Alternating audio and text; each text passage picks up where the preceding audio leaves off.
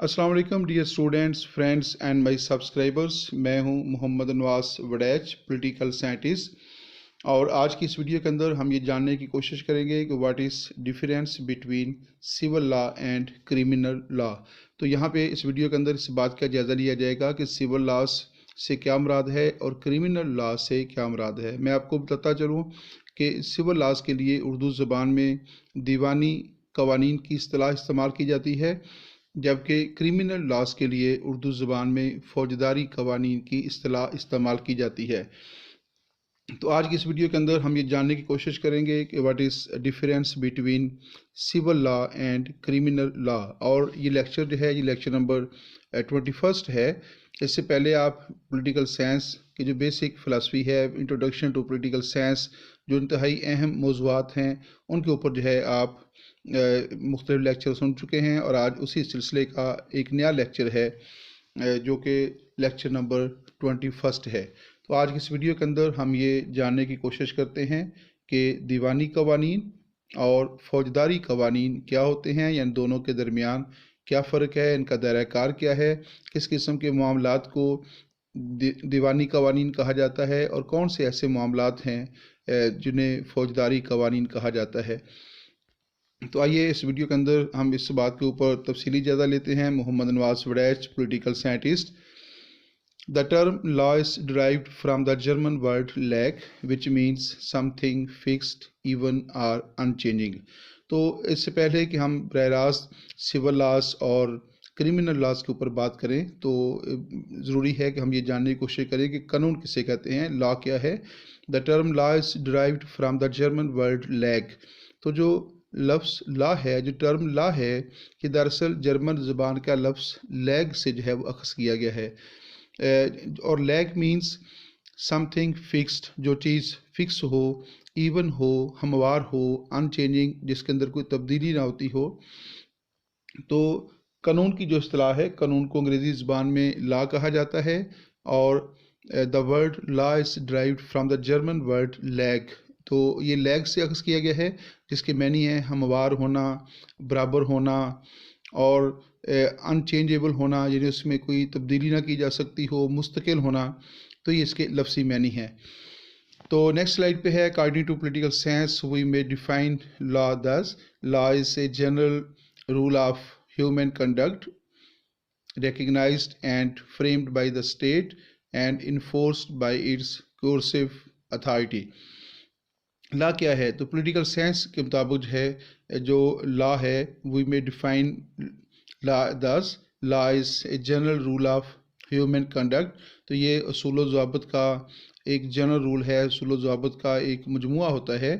Recognised and framed by the state, जिन्हें रियासत की तरफ से जो है तस्लीम किया जाता है और रियासत की तरफ से उनको जो है बाकायदा तौर पे नाफिज किया जाता है। तो उसूल व ज़वाबित का वो मजमुआ जो इंसानों के बामी तल्लुक़ का तयन करता है और उन्हें रियासत की तरफ से जो है तस्लीम किया जाता है, रियासत की तरफ से उनको बनाया जाता है, and enforced bye it's coercive authority. और उसकी जो ताकतवर अदारे होते हैं, जो मौसर अदारे होते हैं, उनकी तरफ से उसको नाफिज किया जाता है। आसान ज़बान में डियर स्टूडेंट्स, इस कानून के मफ़हूम को यूँ समझा जा सकता है कि कानून से मुराद दरअसल उसूल व ज़वाबित का ऐसा मजमुआ होता है जिन्हें रियासत तश्कील करती है, रियासत बनाती है, और रियासत ही अपने मौसर अदारों के ज़रिए उसको नाफिज करती है। तो ये बात वाज़ेह रहे कि कानून बनाने और कानून को नाफिज करने का अख्तियार सिर्फ़ और सिर्फ रियासत को ही हासिल है। रियासत के अलावा कोई दूसरा अदारा जो है, या कोई दूसरा जो ज़िंदगी का जो शोबा है, वो कानून ना तो बना सकता है और ना ही कानून को नाफिज कर सकता है। चूँकि कवानीन की तश्कील रियासत करती है, रियासत इनको बनाती है और रियासत ही जो है इनकी इन्फोर्समेंट करती है, इनको नाफिज करती है। लिहाजा कानून की खिलाफ वर्जी के ऊपर सज़ा देने का अख्तियार भी सिर्फ़ और सिर्फ रियासत को ही हासिल है। तो रियासत के बनाए हुए कवानीन की खिलाफ वर्जी पर सिर्फ रियासत सज़ा दे सकती है। किसी दूसरे फ़र्द को रियासत के कवानीन की खिलाफ वर्जी होने की सूरत में उसे किसी दूसरे फ़र्द को सज़ा देने का अख्तियार हासिल नहीं है। डियर स्टूडेंट्स, ये बात याद रखिएगा कि अगर आपके सामने कोई शख्स जुर्म करता है, रियासत के कानून की खिलाफ वर्जी करता है, تو आप में से कोई शख्स जो है, हम में से कोई शख्स उसको बरह रास्त सज़ा नहीं दे सकता। हमारी ज़िम्मेदारी ये बनती है कि अगर हम ये समझते हैं कि कोई शख्स कानून की खिलाफवर्जी कर रहा है, तो फिर हमें फ़ौरी तौर पर जो है, जो मुतलका अदारे हैं, पुलिस का अदारा है या दीगर जो अदारे हैं, उनको इत्तला करनी चाहिए कि फ़लाँ जगह के ऊपर फ़लाँ शख्स जो है वो रियासती कवानीन की खिलाफवर्जी कर रहा है। हमें बरह रास्त जो है ये इख्तियार हासिल नहीं है कि हम उस शख्स को कोई सज़ा दें। और अगर कोई शख्स जो है ऐसे शख्स को कोई सज़ा देता है, तो वो बज़ाते ख़ुद रियासत के कानून की खिलाफवर्जी का मुर्तकिब जो है वो करार पाता है। तो गोया ये बात वाज़े हो गई, और इस बात को आपको ज़हनशीन रखना चाहिए कि रियासत के कवानीन की खिलाफवर्जी पर सिर्फ़ और सिर्फ रियासत ही सज़ा दे सकती है। रियासत के अलावा किसी दूसरे फ़र्द को ऐसे लोगों को सज़ा देने का अख्तियार हासिल नहीं है, और अगर वो ऐसा कुछ करते हैं तो वो बज़ाते ख़ुद रियासत के कानून की खिलाफवर्जी के मुर्तकिब करार पाएंगे, और रियासत उनको इसकी सज़ा देने का अख्तियार रखती है। तो नेक्स्ट देखते हैं, जो हमारा बुनियादी मौजू है, what is difference between law and criminal law, civil loss. What is difference between civil law and criminal loss. तो पहले हम ये जानने की कोशिश करेंगे कि सिविल लॉस क्या होते हैं। जैसा कि मैंने पहले आपको बताया कि सिविल लॉस के लिए उर्दू ज़ुबान में दीवानी कवानीन की इस्तिलाह इस्तेमाल की जाती है। तो civil loss describes and protects the civil rights of citizens. तो शहरियों के जो किसी भी रियासत के जो अफराद हैं, किसी भी रियासत में रहने वाले जो बशिंदे हैं, उनके जो शहरी हुकूक होते हैं या उनके जो दीवानी हुकूक होते हैं, उनके तहफ़्फ़ुज़ के लिए जो कवानीन बनाए जाते हैं, उन्हें सिविल लॉस कहा जाता है। Regarding property, debits and inheritance, निकाह, डिवोर्स। तो जो सिविल लॉज होते हैं, जो दीवानी कवानीन होते हैं, इनका तल्लुक़ जो है वो जायदाद की तकसीम के साथ होता है, मुश्तरका कारोबार के साथ होता है, विरासत की तकसीम के साथ होता है, शादी ब्याह के जो मसाइल होते हैं, जो मामलात होते हैं, ये उनसे मुतल्लक़ होते हैं। जैसे निकाह के मामलात हैं और तलाक़ के जो मामलात हैं, इनको निपटाने के लिए जो कवानीन बनाए जाते हैं, उन्हें सिविल लॉस कहा जाता है। तो गोया सिविल लॉस का तल्लुक़ शहरियों के बाहमी मामलात के साथ होता है, बाहमी सरगर्मियों के साथ होता है। तो ये अफराद के जो बाहमी मामलात हैं, उनको निपटाने के लिए ऐसे मामलात जिसमें दोनों फ़रीक अफराद हों, यानी उनके दरमियान कोई जायदाद का झगड़ा हो, विरासत की तकसीम का कोई मामला हो, निकाह और तलाक़ के मामलात हों, तो उनको निपटाने के लिए जो कवानीन बनाए जाते हैं, उन्हें सिविल लॉस कहा जाता है। और इन कवानीन पर अमल दरामद करवाने के लिए और इनके मामलात को तय करने के लिए बाकायदा तौर पे रियासत के अंदर सिविल कोर्ट्स जो हैं वो कायम की जाती हैं। नेक्स्ट स्लाइड पे है, civil loss regulate the relations between the citizens. तो जो सिविल लॉज होते हैं, उनका बुनियादी मकसद क्या होता है। और सिविल लॉस यानी दीवानी कवानीन का बुनियादी मकसद शहरियों के दरमियान बाहमी ताल्लुक़ का तयन करना होता है, उनके दरमियान बाहमी ताल्लुक़ को कायम करना होता है। तो जो दीवानी कवानीन हैं, उनका तल्लुक़ शहरियों के बाहमी मामलात और शहरियों की बाहमी सरगर्मियों के साथ होता है। इनमें दोनों फ़रीक जो हैं वो शहरी होते हैं, यानी इसमें दो फ़रीक यानी फ़रीक ए और फ़रीक बी जो है, दोनों शहरी होंगे, और रियासत इसमें बरह रास्त फ़रीक नहीं होती। दीवानी कवानीन के बारे में डियर स्टूडेंट्स ये बात भी याद रखिएगा कि जब तक मुतासरा फ़रीक अदालत से मदद तलब नहीं करता, अदालत अज़ खुद या रियासत अज़ खुद जो है उसकी मदद नहीं करती। जहाँ कहीं किसी शहरी के जो दीवानी हुकूक हैं, जो सिविल राइट्स उसके हैं, उनकी खिलाफवर्जी होती है, कोई शख्स उसके जायदाद का हिस्सा नहीं देता या उसकी प्रॉपर्टी को ज़ब्त कर लेता है, या विरासत की तकसीम का कोई मामलात हैं, या निकाह और शादी के जो मसाइल हैं, जब तक मुतासरा फ़रीक अपने मसाइल को हल करने के लिए रियासत से मदद तलब नहीं करेगा, उस वक़्त तक रियासत उसकी मदद नहीं करती, या रियासत जो है उसके मामलात को डील नहीं करती। जब कभी कोई शख्स ये समझता है कि मेरी जायदाद की तकसीम के मामलात हैं या दीगर मामलात हैं, और मेरे जो सिविल राइट्स हैं वो मुतासर हो रखे हैं, तो फिर उसको ख़ुद जो है अदालत से मदद तलब करना पड़ती है, और उसे इस बात का प्रूफ देना पड़ता है कि ये प्रूफ है, और इसके मुताबिक जो है फ़लाँ शख्स जो है या फ़लाँ ग्रोह जो है या फ़लाँ तबका जो है वो मेरे जो सिविल राइट्स हैं ان کے اندر مداخلت کر رکھا ہے، تو صرف اسی صورت میں جو ہے عدالت اس کی مدد طلب کرتی ہے، اور ضروری ہے کہ اس نے اس کے ساتھ کوئی پروف اور ثبوت بھی جو ہے فراہم کیا ہو۔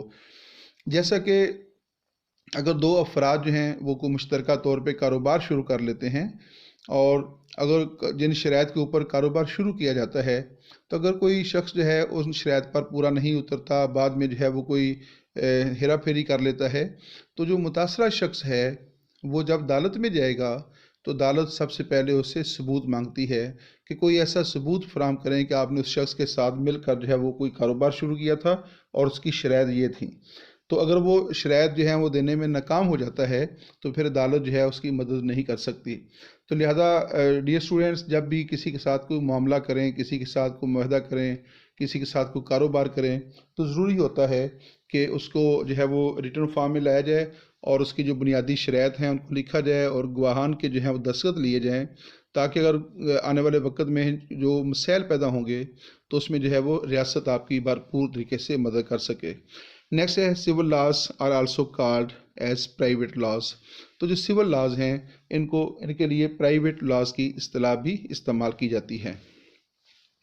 نیکسٹ سلائڈ کے اوپر ہے civil laws consist of the law of inheritance, law of transfer of property, law of contract, law of torts.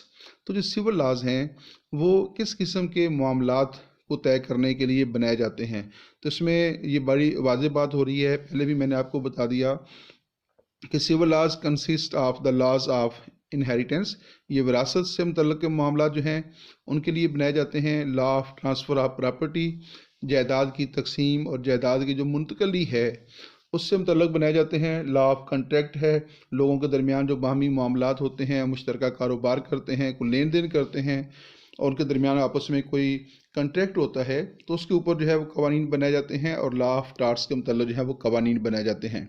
تو ان تمام شعبوں کے متعلق جو قوانین بنائے جاتے ہیں، چاہے ان کا تعلق وراثت کے ساتھ ہو، جائیداد کی تقسیم اور منتقلی کے ساتھ ہو، کنٹریکٹ کے ساتھ ہو، یا لا آف ٹارٹس سے متعلق ہو، نکاح کے مسائل ہوں، شادی کے مسائل ہوں، وراثت اور جائیداد کی تقسیم ہو، ان تمام قسم کے معاملات کو طے کرنے کے لیے جو قوانین بنائے جائیں گے وہ سول لاز کہلاتے ہیں۔ اور سول لاز کے اندر جو ہے دونوں فریق شہری ہوتے ہیں، یعنی ایک فرد کا دوسرے فرد کے ساتھ معاملہ ہوتا ہے، تو اس میں جب تک متاثرہ فریق عدالت سے از خود مدد طلب نہیں کرے گا، ریاست اس کی مدد نہیں کرتی۔ مثال کے طور پر اگر کسی شخص نے اپنی جائیداد تقسیم کی ہے اور اس نے جائیداد تقسیم کرتے وقت اپنے کسی بیٹے کو یا بیٹی کو جو ہے اس کا جو حصہ بنتا ہے وہ حصہ اس کے حوالے نہیں کیا، تو جب تک متاثرہ بچہ جو ہے وہ عدالت سے مدد طلب نہیں کرے گا، عدالت اور ریاست اس کی کوئی مدد نہیں کریں گے۔ تو سول لاز کے ہیں ان کے لیے ان کے معاملات کو طے کرنے کے لیے باقاعدہ طور پہ سول کورٹس جو ہیں وہ قائم کی جاتی ہیں۔ نیکسٹ ہے کرمنل لاز، اور کرمنل لاز کے لیے اردو زبان میں فوجداری قوانین کی اصطلاح استعمال کی جاتی ہے۔ The primary duty and function of the state is to maintain law and order and peace۔ تو ریاست جو ہے اس کا جو بنیادی فرض ہے وہ ہے شہریوں کے جان و مال کے تحفظ کے لیے مناسب اقدامات کرنا، امن و امان قائم کرنا، ملک کے اندر جو ہے امن و سلامتی کو قائم کرنا، یہ ریاست کے بنیادی فرائض میں شامل ہے۔ تو ایسے تمام معاملات جس سے ریاست کا امن و امان خراب ہوتا ہو، شہریوں کے جان و مال کو نقصان پہنچتا ہو، تو ایسے تمام معاملات جو ہیں وہ کرمنل لاز کے تحت آتے ہیں۔ An attack on the life, property, liberty and property of any citizen or a person is regarded by the state as an attack on itself because it is an offense against state۔ بہت اہم بات ہے کہ جو فوجداری قوانین ہوتے ہیں یہ ایسے قوانین ہوتے ہیں جن کا تعلق جرائم کے ساتھ ہوتا ہے، قانون شکنی کے ساتھ ہوتا ہے، ان کا تعلق چوری اور ڈکیتی اور دہشت گردی جیسے جو معاملات ہوتے ہیں ان کا تعلق اس طرح کے معاملات کے ساتھ ہوتا ہے۔ یہ جو قوانین ہیں یہ ریاست کے اندر امن و امان قائم کرنے کے لیے بنائے جاتے ہیں، شہریوں کے جان و مال کے تحفظ کے لیے جو ہے قوانین بنائے جاتے ہیں۔ تو جب کبھی کوئی شخص جو ہے کسی دوسرے شخص کی زندگی کو نقصان پہنچاتا ہے، اس کی آزادی کو نقصان پہنچاتا ہے، اس کی پراپرٹی کو نقصان پہنچاتا ہے، تو یہ جو کسی شخص کی آزادی، کسی شخص کی زندگی اور اس کی جائیداد پر جو اٹیک ہوتا ہے، تو یہ دیکھیے اسٹوڈنٹ، بڑی اہم بات کی گئی ہے. An attack on the life, liberty and property of any citizen اور a person is regarded by the state. تو کسی بھی شخص کے جان و مال پر حملہ ہونا، کسی بھی شخص کے جان و مال اور عزت کو نقصان پہنچانا، تو ریاست یہ سمجھتی ہے is an attack on it self, کہ یہ ریاست پر حملہ ہے. کسی شخص کی زندگی کو نقصان پہنچانا، کسی شخص کی جائیداد پر حملہ آور ہونا، کسی شخص کی آزادی اور اس کی عزت پر حملہ آور ہونا، ریاست یہ خیال کرتی ہے کہ یہ ریاست کے خلاف جو ہے وہ اس نے حملہ کیا ہے، ریاست کی زندگی کے اوپر حملہ کیا ہے. تو یہ جرم ریاست کے خلاف جرم پایا جاتا ہے. Because it is an offence against state, اور یہ ریاست کے خلاف جرم ہے. دوبارہ اس کو سمجھ لیجیے گا کہ ریاست کا بنیادی کام ہے شہریوں کی جان، مال اور عزت کا تحفظ کرنا. اور اگر کوئی شخص جو ہے کسی دوسرے شخص کی جان، مال اور عزت کو نقصان پہنچاتا ہے تو بیسیکلی وہ ریاست کے معاملات میں مداخلت کر رہا ہوتا ہے، اور اس کا یہ فعل جو ہے وہ ریاست کے خلاف جرم ہوتا ہے.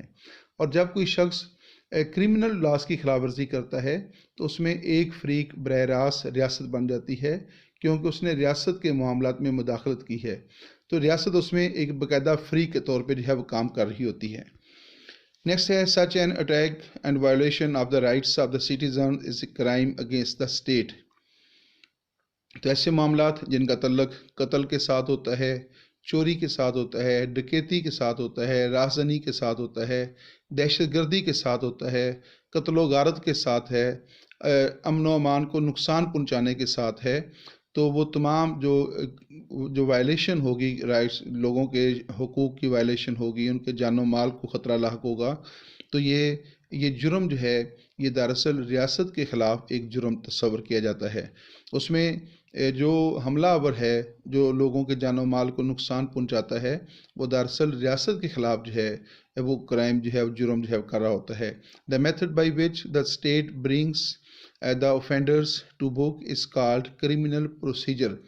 تو جس قانون کے تحت، جس طریقہ کار کے تحت، جس عمل کے ذریعے ریاست جو ہے ایسے لوگوں کو جو ہے ان کے خلاف کارروائی کرتی ہے، that method is called criminal procedure. تو اس کو کرمنل پروسیجر جو ہے وہ کہا جاتا ہے. یعنی ریاست جس طریقہ کار پر عمل کر کے فوجداری قوانین کی خلاف ورزی کرنے والوں کو سزا دیتی ہے، وہ طریقہ کار جو ہے وہ کرمنل پروسیجر کہلاتا ہے. نیکسٹ ہے criminal crimes are regarded as offense against public peace and order and are punished by the state. تو یہ بات پہلے بھی ہو چکی ہے کہ جو کرمنل معاملات ہیں، جو کرمنل جرائم ہیں، وہ دراصل جو ہے وہ ان کے ذریعے شہریوں کے جان و مال کو نقصان پہنچایا جاتا ہے، امن و امان کو نقصان پہنچایا جاتا ہے، نظم و نسق کو جو ہے نقصان پہنچایا جاتا ہے، اور they are punished by the state. اور ایسے جرائم کی جو سزا ہے وہ ریاست دیتی ہے. تو یاد رکھیے گا کہ جہاں پہ کرمنل لاز کی خلاف ورزی ہوتی ہے تو کرمنل لاز یعنی فوجداری قوانین کی خلاف ورزی پر صرف ریاست ہی سزا دے سکتی ہے. کسی دوسرے شخص کو جو ہے ایسے شخص کو سزا دینے کا اختیار حاصل نہیں ہے.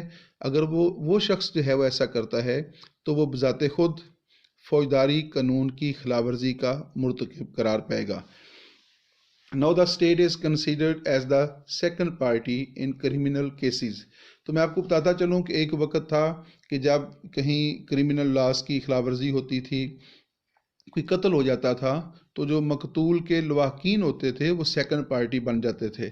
لیکن اب جو ہے جب جدید ریاست کا دور آیا ہے اور ریاست جو ہے وہ زیادہ جو ہے ذمہ داریاں اس نے اپنے ہاتھ میں لے لی ہیں، تو اب جو شخص کرمنل لاز کی خلاف ورزی کرتا ہے تو اس میں سیکنڈ پارٹی جو ہے وہ اسٹیٹ خود ہوتی ہے. یعنی متاثرہ فریق نہیں ہوتا، یا متاثرہ فریق کے لواحقین جو ہیں وہ سیکنڈ پارٹی نہیں ہوتے، بلکہ سیکنڈ پارٹی کا جو رول ہے وہ اسٹیٹ از خود سر انجام دیتی ہے. That is why such cases are described as the state versus so and so. اس لیے یہ جو جرائم ہیں یہ ریاست بمقابلہ جو مجرم ہوگا وہ جو ہے ریاست کے مقابلے پہ ہوگا، یا crown versus so and so. مزید اس سلسلے میں آپ سے یہ بات کرنا چاہتا ہوں کہ جو کرمنل لاز ہیں، جو فوجداری قوانین ہیں، ان کی خلاف ورزی جو ہے وہ دراصل ریاست کے حقوق میں مداخلت جو ہے وہ شمار کی جاتی ہے، لہذا ان جرائم کے اوپر ریاست سزا دینے کا اختیار رکھتی ہے۔ یہ بات یاد رکھیے گا کہ جب کبھی کوئی شخص جو ہے وہ فوجداری قانون کی خلاف ورزی کرتا ہے، یعنی اگر ایک شخص دوسرے شخص کو قتل کر دیتا ہے یا ایک شخص دوسرے شخص کی جائیداد کو نقصان پہنچاتا ہے، اس کو جلا دیتا ہے یا اس کو اور نقصان پہنچاتا ہے، تو اگر متاثرہ فریق جو ہے یا مقتول کے جو لواحقین ہیں وہ اگر اس کو معاف بھی کر دیں یا جس کی جائیداد کو نقصان پہنچایا گیا ہے وہ اس شخص کے ساتھ صلح بھی کر لے، تو ریاست اس بات کی پابند نہیں ہے۔ ریاست اگر مناسب سمجھتی ہے تو ان کے صلح نامے کو قبول کر سکتی ہے۔ اگر ریاست سمجھتی ہے کہ اگر دونوں فریق آپس میں صلح بھی کر لیتے ہیں اور اتفاق رائے سے معاملے کو طے بھی کر لیتے ہیں، تو پھر ریاست اگر مناسب نہیں سمجھتی تو ریاست جو ہے وہ اس کے خلاف باقاعدہ مقدمہ چلائے گی اور اس شخص کو باقاعدہ طور پہ سزا دینے کا اختیار رکھتی ہے۔ لیکن اگر جو دیوانی معاملات ہیں ان کے اوپر دونوں فریق متفق ہو جاتے ہیں تو ریاست جو ہے وہ معاملے کو نپٹا دیتی ہے، ریاست اس میں فریق نہیں بنتی۔ لیکن فوجداری قوانین کی خلاف ورزی کے اوپر ریاست باقاعدہ طور پہ فریق ہوتی ہے، اور یہ چونکہ ریاست کے حقوق میں مداخلت ہے، لہذا جب تک ریاست جو ہے وہ اس سے مطمئن نہیں ہوگی وہ معاملہ جو ہے وہ ختم نہیں ہوگا۔ تو فوجداری قوانین کی جو خلاف ورزی ہے دراصل ریاست کے معاملات میں مداخلت ہے، اور اس کے لیے ضروری ہوتا ہے کہ ریاست اگر مطمئن نہیں ہے تو ریاست اس کو سزا دینے کا اختیار رکھتی ہے، چاہے دونوں فریق آپس میں صلح کر لیں یا ان کے درمیان کو معاملہ جو ہے وہ گیو اینڈ ٹیک کی صورت میں طے پا جائے۔ یہاں اس ویڈیو کا اختتام ہوتا ہے۔ اس ویڈیو کے اندر جو ہے ہم نے یہ جاننے کی کوشش کی کہ دیوانی قوانین اور فوجداری قوانین کے درمیان کیا فرق ہے، what is difference between civil laws and criminal laws. مختصر طور پہ آخر میں دوبارہ جو ہے اس کو بتانا چاہتا ہوں کہ جو دیوانی قوانین ہیں ایسے قوانین ہوتے ہیں جن کا تعلق شہریوں کے باہمی حقوق کے ساتھ ہوتا ہے، مثلا جائیداد کی تقسیم ہے، وراثت کی تقسیم ہے، شہریوں کے درمیان جو مشترکہ کاروبار ہے اس قسم کے معاملات ہیں، یا ان کے درمیان نکاح، شادی، طلاق وغیرہ کے جو معاملات ہیں، ان کو طے کرنے کے لیے جو قوانین بنائے جاتے ہیں انہیں دیوانی قوانین کہا جاتا ہے، سول لاز کہا جاتا ہے۔ اور یہ سول لاز جو ہیں یہ پرائیویٹ لاز بھی کہلاتے ہیں۔ ان کے ذریعے شہریوں کے باہمی معاملات کو طے کیا جاتا ہے، اور اس میں دونوں فریق جو ہیں وہ شہری آپس میں ہوتے ہیں، اور جب تک متاثرہ فریق عدالت سے مدد طلب نہیں کرتا یا ریاست سے مدد طلب نہیں کرتا اس وقت تک جو ہے عدالت یا ریاست اس کی از خود مدد نہیں کرتی۔ جبکہ فوجداری قوانین جو ہیں یہ ایسے قوانین ہوتے ہیں جن کا تعلق ریاست کے خلاف جرائم کے ساتھ ہوتا ہے، ریاست کے بنائے ہوئے قوانین کی خلاف ورزی کے متعلق ہی ہوتے ہیں، اور ان کے ذریعے کوئی شخص جو ہے دوسرے شخص کی زندگی کو نقصان پہنچاتا ہے، اس کی جائیداد کو، اس کی عزت کو نقصان پہنچاتا ہے، تو اس کے خلاف جو ہے فوجداری قانون کی خلاف ورزی کا مقدمہ جو ہے چلایا جائے گا۔ تو گویا ایسے تمام معاملات جن کا تعلق قتل، چوری، ڈکیتی، رہزنی یا پھر دہشت گردی جیسے معاملات کے ساتھ ہے، کسی کی عزت کو نقصان پہنچانے کے ساتھ ہے، تو ایسے تمام معاملات کو نپٹانے کے لیے جو قوانین بنائے جاتے ہیں they are called criminal laws. اور کرمنل لاز کے اندر جو ہے ایک فریق ریاست ہے، یعنی دوسرا فریق ریاست بنتی ہے، کیونکہ یہ ریاست کے معاملات میں مداخلت ہے۔ اور اہم بات یہ ہے کہ جہاں کہیں کرمنل لاز کی خلاف ورزی ہوتی ہے، فوجداری قوانین کی جہاں کہیں خلاف ورزی ہوگی، تو متاثرہ فریق عدالت سے مدد طلب کرے یا نہ کرے، ریاست سے مدد طلب کرے یا نہ کرے، تو جیسے ہی ریاست کو اس بات کا علم ہوتا ہے کہ فلاں جگہ کے اوپر فوجداری قانون کی خلاف ورزی ہوئی ہے، تو ریاست فوری طور پہ جو ہے اس کے خلاف کارروائی کرنے کے لیے پہنچ جاتی ہے۔ مثال کے طور پر اگر کسی جگہ کے اوپر مرڈر ہو جائے تو جو مقتول ہے اس کے لواحقین چاہے پولیس کو اطلاع کریں یا نہ کریں، جیسے ہی پولیس کے علم میں بات آتی ہے تو پولیس وہاں پہ فوری طور پہ پہنچ جاتی ہے۔ کسی جگہ کے اوپر ایکسیڈنٹ ہوتا ہے تو متاثرہ لوگ پولیس کی مدد طلب کریں یا نہ کریں، جیسے ہی پولیس کو پتہ چلتا ہے تو اسٹیٹ جو ہے وہاں پہ پہنچ جاتی ہے۔ تو گویا فوجداری قوانین کی جو خلاف ورزی ہے وہ چونکہ ریاست کے معاملات میں براہ راست مداخلت شمار ہوتی ہے، لہذا ریاست اس کے اوپر از خود کارروائی کرنے کا اختیار رکھتی ہے، جبکہ جو دیوانی قوانین ہیں ان کے جو مسائل ہیں ان کے اوپر ریاست جو ہے وہ اس وقت تک کوئی کارروائی نہیں کرتی جب تک متاثرہ فریق جو ہے وہ عدالت سے مدد طلب نہ کرے، لیکن ضروری ہے کہ اس کے پاس کوئی پروف ہو، کوئی ثبوت ہو کہ یہ میرے حقوق ہیں اور اس میں جو ہے وہ یہ میرا حصہ نہیں دیا جا رہا یا یہ میرا حق نہیں دیا جا رہا، میرے حقوق کی خلاف ورزی ہو رہی ہے، تو پھر جب وہ ثبوت کے ساتھ جائے گا تو ریاست جو ہے یا عدالت جو ہے اس کی بھرپور مدد کرے گی۔ یہاں پر اس ویڈیو کا اختتام کرتے ہیں۔ اللہ تعالیٰ آپ کو آسانیاں عطا فرمائے اور آسانیاں تقسیم کرنے کی توفیق عطا فرمائے۔ آمین ثم آمین۔ اللہ حافظ۔